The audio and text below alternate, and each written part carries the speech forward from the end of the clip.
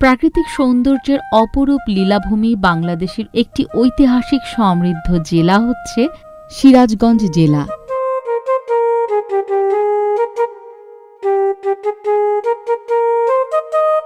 বাংলাদেশের নদী বিধৌত জেলা সিরাজগঞ্জের সূচনা হয়েছিল বেলকুচি এলাকাতে। যমুনা নদীর তীর দফায় দফায় ভাঙনের ফলে বেলকুচির পূর্বের অস্তিত্ব বিলীন হয়ে যায়। এরপরও এই বেলকুচি এলাকাতেই গড়ে উঠেছে দেশের বৃহত্তম তাঁত শিল্প।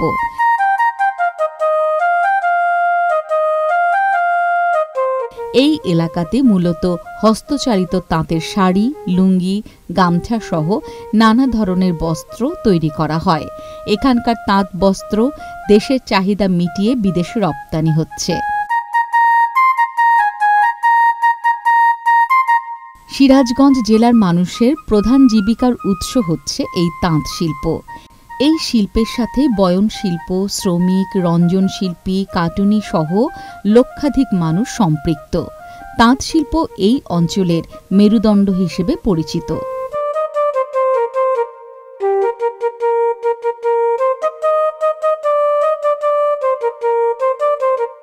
সিরাজগঞ্জ জেলায় রয়েছে বেশ কিছু ঐতিহাসিক স্থাপনা। এটি নবরত্ন মন্দির। সিরাজগঞ্জ জেলার উল্লাপাড়া উপজেলায় অবস্থিত বাংলাদেশের একটি প্রাচীন মন্দির ও প্রত্নতাত্ত্বিক স্থাপনা। এটি উপজেলার হাটিকুমরুল গ্রামে অবস্থিত বলে এটিকে হাটিকুমরুল নবরত্ন মন্দির নামে ডাকা হয়। তবে স্থানীয়ভাবে এটি দোলমঞ্চ নামেও পরিচিত।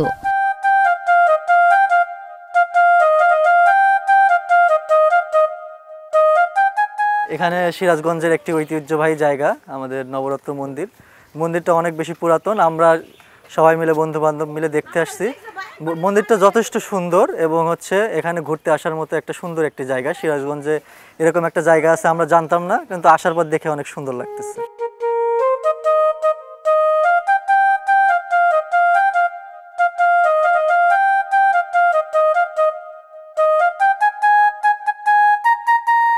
বাংলাদেশে আবিষ্কৃত মন্দির সমূহের মধ্যে এটি অন্যতম।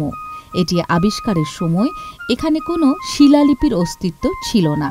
তবে জনশ্রুতি অনুসারে মন্দিরটি ১৬৬৪ সালের দিকে রামনাথ ভাদুরী নামে স্থানীয় এক জমিদার নির্মাণ করেছিলেন।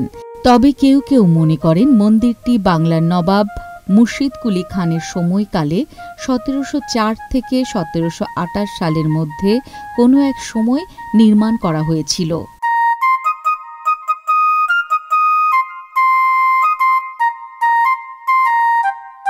কিংবদন্তি অনুসারে রামনাথ ভাদুরী দিনাজপুরের তৎকালীন রাজা প্রাণনাথের বন্ধু ছিলেন। ভাদুরী তার বন্ধুকে তার রাজ্যের রাজস্ব পরিশোধে একবার সাহায্য করেছিলেন। তারই ফলস্বরূপ প্রাণনাথ দিনাজপুরের কান্তনগর মন্দিরের আদলে সিরাজগঞ্জের এই মন্দিরটি নির্মাণ করে দেন। ইতিহাস সম্পর্কে আপনার নবাব মুর্শিদ কুলি খান শাসন আমলে জনাব রামনাথ ভাদুরী এই জিনিসটা তৈরি করেছিলেন। ১৭০৪ থেকে ১৭২৮ সালের মধ্যে এই জিনিসটা নির্মাণ করেছিলেন। মন্দিরটি চুন সুরকি দিয়ে তৈরি করা এবং মন্দিরটি আংশিক বাঁকানো, এবং এই মন্দিরে কিছু চিত্রফলক অল্প আছে, যশ সামান্য আছে। এখানে দর্শনার্থী বহিরাগত রাষ্ট্র লোকও আসে এবং দেশের দর্শনার্থীও আসে।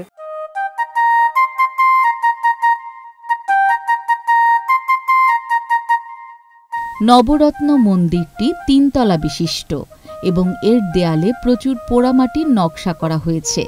তার প্রতিটি স্তম্ভের দৈর্ঘ্য ১৫.৪ মিটার ও প্রস্থ ১৩.25 মিটার। নবরত্ন নামটি এসেছে মন্দিরের ওপর বসানো ৯টি চূড়া থেকে। মন্দিরটি ৭টি বারান্দা, ৫টি দরজার সমন্বয়ে গঠিত। মন্দিরের প্রাঙ্গণে একটি মোড়াও রয়েছে।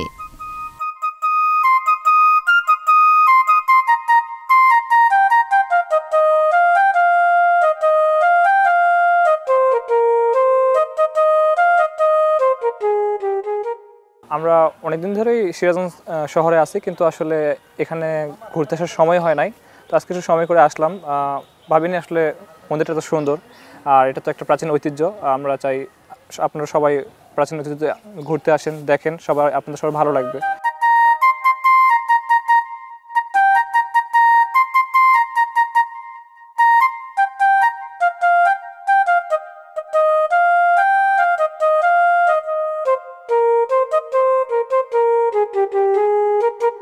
রবীন্দ্র কাছারি বাড়ি। রবীন্দ্রনাথ ঠাকুরের ঠাকুরদা প্রিন্স দ্বারকানাথ ঠাকুর 1807 সালে এই অঞ্চলের জমিদারি পান। তিনি নিজে এখানে জমিদারি করতেন। পরবর্তীতে 1889 সালে কবি এখানে জমিদার হয়ে আসেন।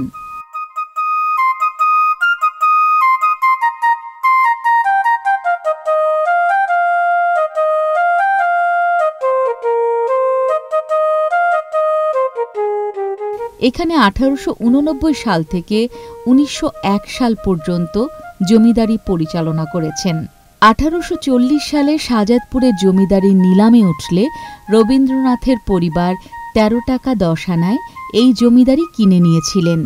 এর আগে এই কাচারি বাড়ির মালিক ছিলেন নীলকররা।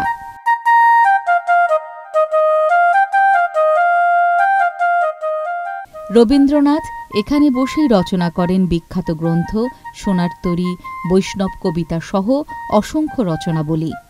গীতাঞ্জলি কাব্যেরও লেখা শুরু করেন এখান থেকে, যার জন্য পরবর্তীতে নোবেল পুরস্কার পান। বর্তমানে এই পুরো বাড়িটি জাদুঘর হিসেবে সাধারণ দর্শকদের জন্য উন্মুক্ত করা হয়েছে।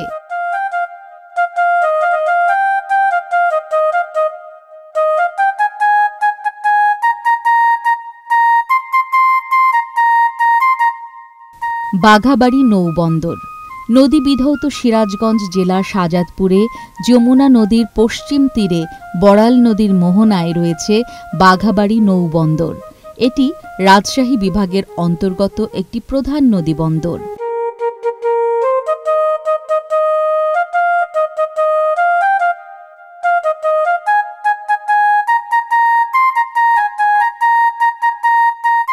এই নদীবন্দর দিয়ে দেশের উত্তর অঞ্চলের কৃষিকাজে ব্যবহৃত রাসায়নিক সার সহ চট্টগ্রাম বন্দর থেকে কয়লা ও ডিজেল আনা হয়।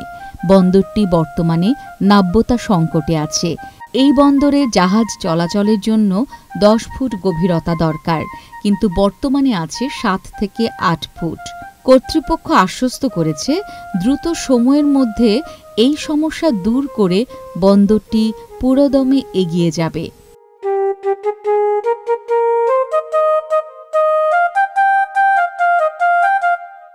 স্থলপথের তুলনায় জলপথে পণ্য পরিবহন সহজ ও কম খরচ, তাই জলপথ ব্যবহারে ব্যবসায়ীরা আগ্রহী। আশা করা হচ্ছে এই সংকট দ্রুতই কেটে যাবে।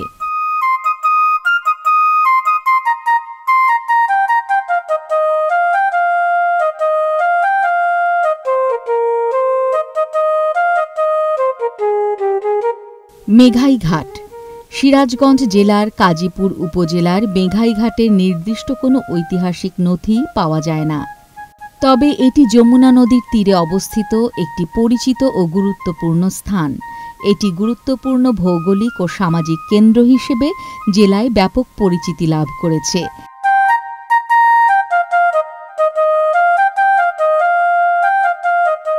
এখানকার প্রাকৃতিক সৌন্দর্য পর্যটকদের কাছে বেশ জনপ্রিয়। যমুনা নদীর শান্ত প্রবাহ, পালতোলা নৌকা, নদীতে জেলেদের মাছ ধরার নানান কৌশল, স্থানীয় মানুষজনের জীবন জীবিকা ও নদীকেন্দ্রিক সংস্কৃতির প্রতিচ্ছবি দেখা যায়।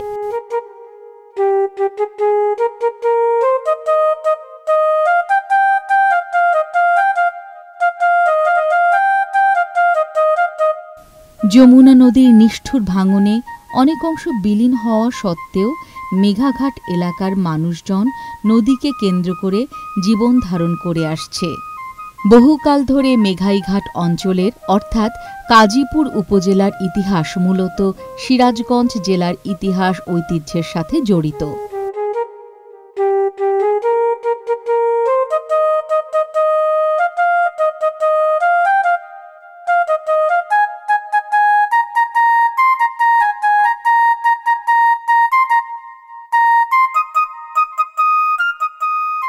বড়াল নদী বাংলাদেশের উত্তর পশ্চিমাঞ্চলের রাজশাহী, নাটোর, পাবনা এবং সিরাজগঞ্জ জেলায় প্রবাহিত একটি খরস্রোতা নদী হচ্ছে বড়াল নদী।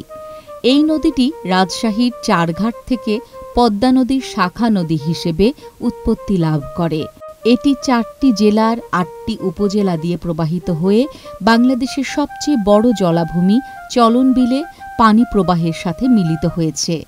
এটিকে চলন বিলের পানি প্রবাহের প্রধান সংযোগ নদী বলা হয়। নদীটির দৈর্ঘ্য প্রায় 90 কিলোমিটার এবং গড় প্রস্থ 63 কিলোমিটার।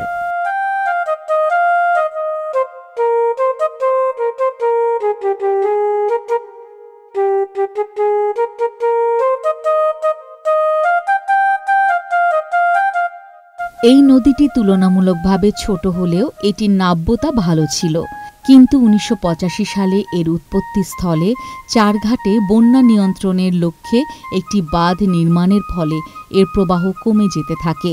এরপর থেকে নদীটি মরে যেতে শুরু করে।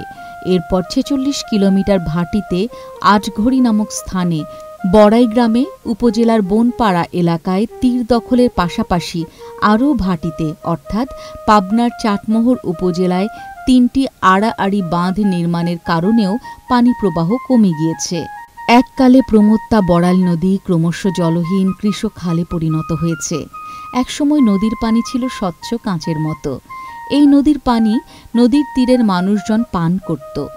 নদী এলাকার মানুষজনের প্রাণ ছিল এই নদী।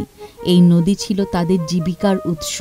নদীতে চলত বড় বড় ডিঙি আর বড় বড় মালবাহী নৌকা, যা এখন শুধুই স্মৃতি।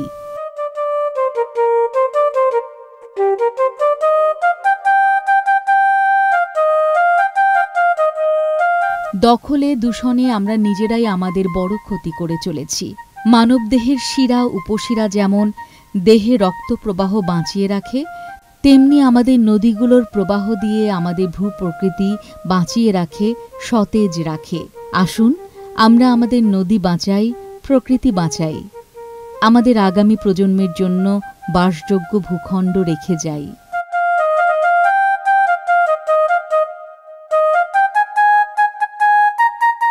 নদী শুধুমাত্র প্রকৃতির একটি জলপ্রবাহ নয়, নদী মানেই জীবন, নদী মানেই স্রোতের মতো চলা, স্মৃতির মতো বয়ে চলা এক শুদ্ধ অনুভব। নদীর মতো জীবনও চলতে থাকে, কখনো শান্ত, কখনো উত্তাল, কিন্তু থেমে যায় না কখনো।